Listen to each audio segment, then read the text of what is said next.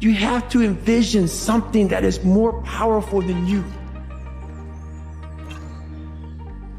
Something has to get you out of bed. Every day is day one. Every day you're deciding what you're going to do. And you are not trapped by what you were or who you were, because you never want to get trapped by dogma. You never want to get trapped by history. It doesn't mean you discard history or ignore it, but you can't be blindly following what you've done. And that's the heart of day one. You're always starting fresh. Time of year when everybody's talking about what they're going to do next year and what they're going to become and what they're going to achieve and how they're going to change and how they're going to do all these things that they have failed at doing many previous years before this year. What makes you think that next year is going to be any different? What makes you think that when January 1st rolls around, that all of a sudden you're going to change everything about yourself and become this brand new version of yourself? Haven't you told yourself this before? How many Mondays have you told yourself that you were going to start? How many years have you made the same resolutions that you failed to keep? You have to understand that if you are to make a change in your life, you have to develop discipline. Because to be a winner, you want to be disciplined. You want to know what you're doing. And then you want to be on the edge where your skills are being developed. And if you're going to be on the edge where your skills are going to be developed, you're at a place where losing is always a possibility, because otherwise you're not pushing yourself beyond your current capacity. I kind of feel like every day you have a certain amount of energy. And I'm not talking calories, I'm talking like mental.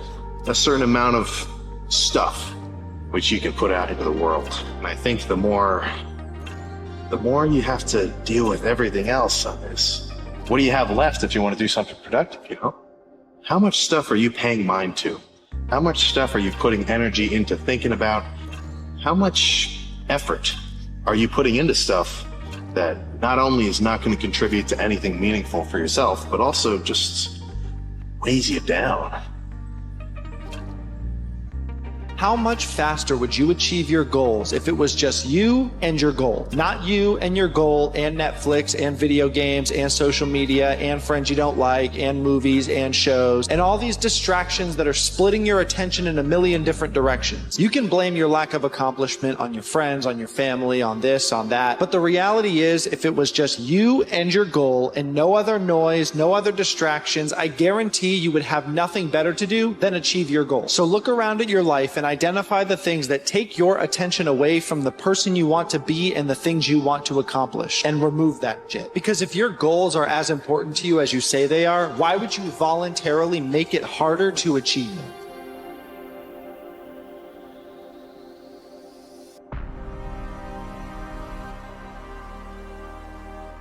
And do what you do, right? Stop worrying about what everybody else is doing. Stop looking at what everybody else is doing. And stay focused on what it is that you feel God has called you to do specifically. That's your greatness. That's where your power is. People start to rush their lives based upon highlight reels on social media. I said, the part you forget, nobody showed you the failures. Nobody showed you the shortcomings. People very rarely show you the adversity and the opposition. And so do what you do, right? Approach it how you approach it. That's what God will bless you upon. It's not you doing it in a way that somebody else does it. No, he placed greatness in you. Do it how you do it, in a way that only you can do it, so God can bless it.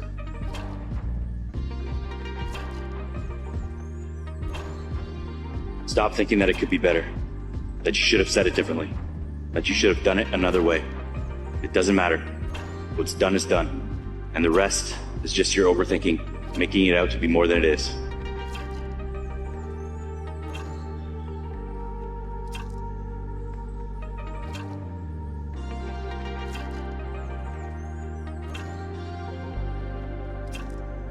You can't just wait for things to get perfect. You just go out and do stuff. Your motivation. Keep motivation. You need discipline, because motivation's not there every day. I'm missing motivation most days. Every time I start doing things I don't want to do, I grow.